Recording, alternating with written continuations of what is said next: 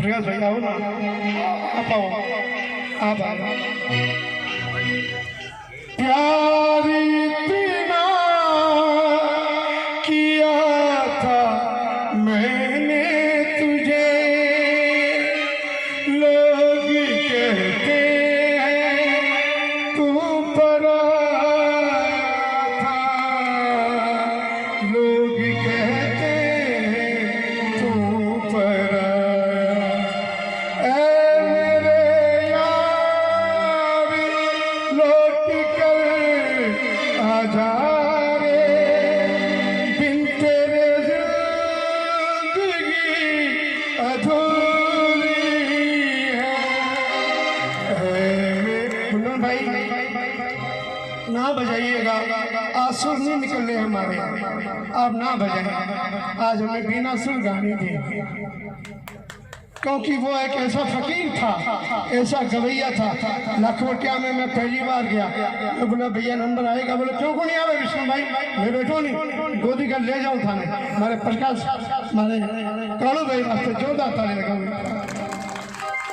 ऐ मेरे दोस्त कौन लौट कर आजा रे, एक फूल तेरी समाधि पे रख कर,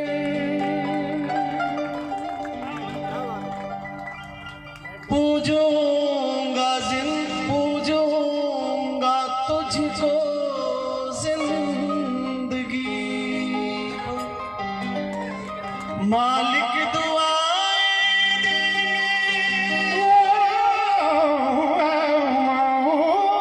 मालिक दुआएं देंगे तुझको हमेशा, मेरे ये आंसू मेरी बेजुबानियां। हे मेरे दोस्त लौट के आजा, बिन तेरे जिंदगी अधूरी है।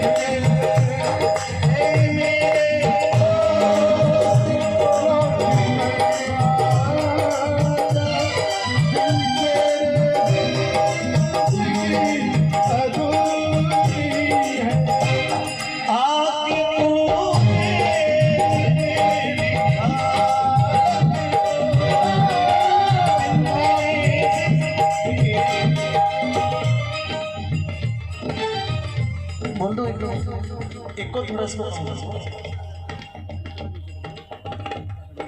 हमने नहीं सोचा था कि ये दिन हमको देखने को मिलेगा, और राजस्थान के किसी भी कलाकार ने ये कभी नहीं सोचा था कि उनके लिए हम गाएंगे। आप में से बहुत सारे लोग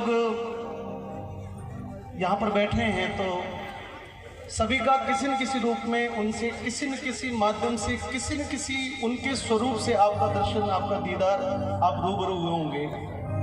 कोई मित्र के रूप में हुआ होगा, कोई ऑर्गेनाइजर के रूप में हुआ होगा, कोई उनके बाल सखा के रूप में हुआ होगा, कोई उनके विद्यालय के काल में हुआ होगा। हम लोग उनके जीवन के किसी न किसी पल के साक्षी लोग बैठे हैं। जब ये समाचार जब ये फैला कि वो नहीं रहे, तो ऐसा लगा कि जैसे पूरी दुनिया, पूरा संसार, ग्रह नक्षत्र, ये संसार, पृथ्वी, हवाएं सब रुक गई है। मैं बहुत करीब था उनके, और वास्तव में करीब था। उनके जीवन की कुछ विशेषताएं थी जो शायद उनके गांव के लोग या उनके परिवार के लोग या उनके बहुत करीब के लोग उस बात को जानते हैं। उसमें से एक बात का साक्षी मैं हूँ, क्योंकि जब भी मुझे वो फ़ोन करते थे तो सिर्फ और सिर्फ अपने मन की बात करने के लिए फ़ोन करते थे। और उनकी एक आदत थी कि जब तक फ़ोन रिसीव नहीं होता था तब तक वो लगातार फ़ोन करते थे, भले आधा घंटा घंटा पर। तो मैंने उनको पूछा, मैंने कहा कालू भाई आप इतने वर्षों से, क्योंकि 2001 के साल से मैं उनके सफ़र का साक्षी रहा, जब उन्होंने गुरुजीरा शब्द अमोल और काना कांकरिया नाम से, जब काना कांकरिया को जब उन्होंने दुनिया में लाया था, उसके साथ में उन्होंने अपने गांव के प्रति, वो चाहते तो अपने नाम के पीछे परिहार लगा सकते थे, वो चाहते थे। जब कैसेट पे फर्स्ट बार में जब कैसेट पे लिखा जाता है यदि किसी ऑडियो पर, तो वो उसका सरनेम वो जो चाहता वही लिखा जाता। फर्स्ट बार में कंपनी पूछती है कि आपके पीछे क्या लिखना है, तो वो चाहते तो परिहार लिखा सकते थे या अपने मन से कुछ भी नाम लिखा सकते थे। लेकिन उस आदमी की इस गांव के प्रति श्रद्धा रही कि उन्होंने अपने नाम के पीछे बिखरनिया लिखना तय किया, और इस बिखरनिया गांव को पूरे विश्व के सामने उन्होंने इस गांव को चमका दिया, रोशन कर दिया। उसके बाद में उनकी दूसरी जो विशेषता थी कि उन्होंने अपने शुरुआती दौर में जो कुछ कमाया वो सब अपने परिवार के लिए, अपनी बहनों की शादियां की, अपने बहनों की शादियां की, उनके बाद में अपने भाइयों को सेटल किया। और इस पूरे कार्यकाल में उनके जीवन के लगभग 15 वर्ष बीत गए। उन्होंने जो कमाया, जो मिला उन्होंने, और 2-3 कार्यक्रम का साक्षी रहा, क्योंकि उनकी बहन का जब विवाह था तो मैं उस कार्यक्रम में था। यहाँ हमारे साहब के यहाँ पर, ठाकुर साहब के यहाँ पे उसका कार्यक्रम रखा गया। 2 वर्ष पहले उनके पिताजी शांत हुए, तब हम माता जी उस जागरण में हम आए, तो उसको भी उन्होंने पूर्ण कर्तव्य रूप से निभाया। और फिर अभी लॉकडाउन में उन्होंने कहा कि प्रकाश भाई बहुत सुख के दिन जब आए थे, तो ये कोरोना नाम का ये दैत्य जो आया वो मेरे जीवन को बहुत मुश्किल में डाल गया। मैं कभी कभी पूछता था, मैंने कालू भाई आपको कुछ भी आवश्यकता हो, निसंकोच आप किसी और को कहें ना कहें, आपका मन हो, लेकिन मुझे जरूर कहिएगा कि मैं क्या कर सकता हूँ आपके लिए। आप सभी मित्रों को एक बहुत बड़ी बात में, आप ताली अभी ना बजाएं, लेकिन इसके बाद में उनके लिए ताली जरूर बजाएं कि वो आदमी इतना स्वाभिमानी था, वो आदमी इतना अपने मन से इतना स्वाभिमानी था कि उसने अपने घर के लिए या अपने परिवार के लिए किसी के आगे हाथ नहीं फैलाया। उसने किसी के सामने अपने हाथ को यूं नहीं किया। उसको लगता था कि जो मुझे मिलेगा मेरी मेहनत से मिलेगा, जो मुझे गाने के बाद में मिलेगा या मुझे मेरे गायन के बाद में मुझे तोहफा मिलेगा, उस पर मेरा अधिकार हो सकता है, लेकिन मैं अपनी प्रसिद्धि का, मैं अपनी योग्यता का या मैं अपने परिचय का मैं किसी भी प्रकार से फायदा उठाऊं। मैंने उनको बहुत बार कहा। एक बार अभी लॉकडाउन में बोला गाड़ी में टायर नहीं है, मैंने कहा मैं भेज देता हूँ। बोले कि नहीं, मेरे को बहुत ज्यादा आवश्यकता पड़ेगी, जिस दिन मेरे किसी भी कार्य में मैं जब बस नहीं चलेगा प्रकाश भाई मैं उस दिन फोन करूंगा, उससे पहले मैं इस बात को नहीं करूंगा। ये अपने आप में एक कलाकार के लिए बहुत बड़ी कुंजी होती है। आप सभी लोग आए हो और वो ऊपर बैठा बैठा हम सभी को बहुत आराम से फकीर के जैसे वो हंसता हंसता हम सबको देख रहा है। ये मेरा विश्वास है, क्योंकि वो मौज में चला गया, वो मौज में चला गया और वो जीते जी मौज में था, वो जीते जी फकीर के रूप में था। किसी भी प्रकार के दर्द को उसने व्यक्त नहीं होने दिया, किसी भी पीड़ा को उसने लोगों के बीच में नहीं आने दिया। खुद के घर में, खुद के शरीर में किसी भी प्रकार की तकलीफ है, लेकिन उसने उस तकलीफ को लोगों के बीच में नहीं आने दिया।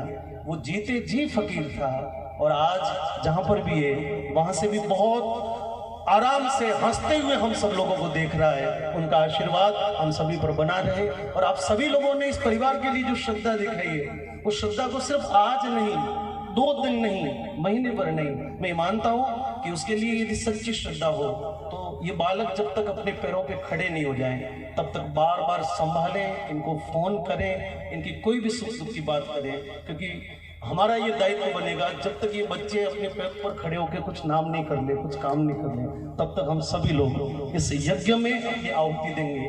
ये मेरा विश्वास है। घोषणा किसी प्रकार की करने की आवश्यकता नहीं है, बस अपनी अपनी श्रद्धा के अनुसार जो चले वो आपका कालू भाई के प्रति, उनके प्रति आपकी सबकी निष्ठा होगी। बस ये 2 लाइन मैं इनके साथ में गा लेता हूँ।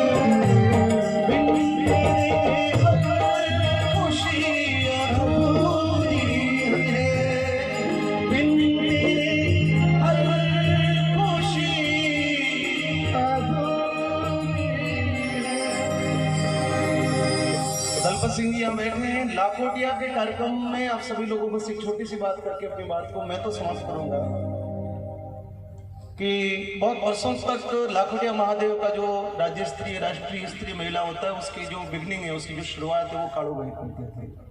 सरस्वती वंदना उनके खाते में फिक्स लिखी होती थी, उनको याद है। ताली बजाओ एक बार जोरदार। तो वहां पर आप सब लोग में से कोई गया हो शायद, लेकिन यहाँ जो जितने भी हमारे गायन वादन से संबंधित लोग बैठे हैं, वहां पर सामने जो दर्शक दीर्घा बनती थी उसमें बीच का जो जगह थी वो उसको वीआईपी जो मेहमान और विशिष्ट लोग जो होते थे उनके लिए बैठने के लिए वो स्थान मुकर किया जाता था। तो जो भी राजनीति से जुड़े हुए या जो भामाशाह लोग हैं या जो समाज में अपनी प्रतिष्ठा रखते हैं उन लोगों के लिए बैठने के लिए संजोग से ये दलपत जी हमको, मनचला जी को, विष्णु भाई को, इनको भी आग्रह करते थे।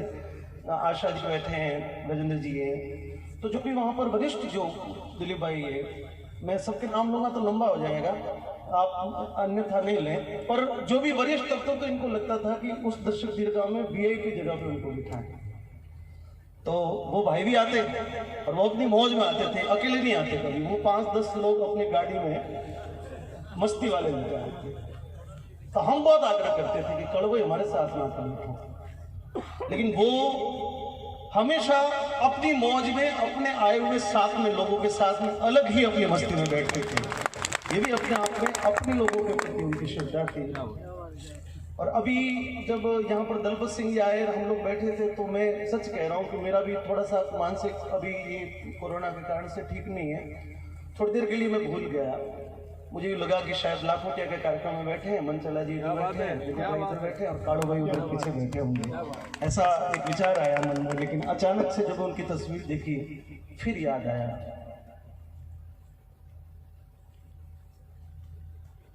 कि वो कहीं नहीं थी, वो हमारे बीच में जा रही है।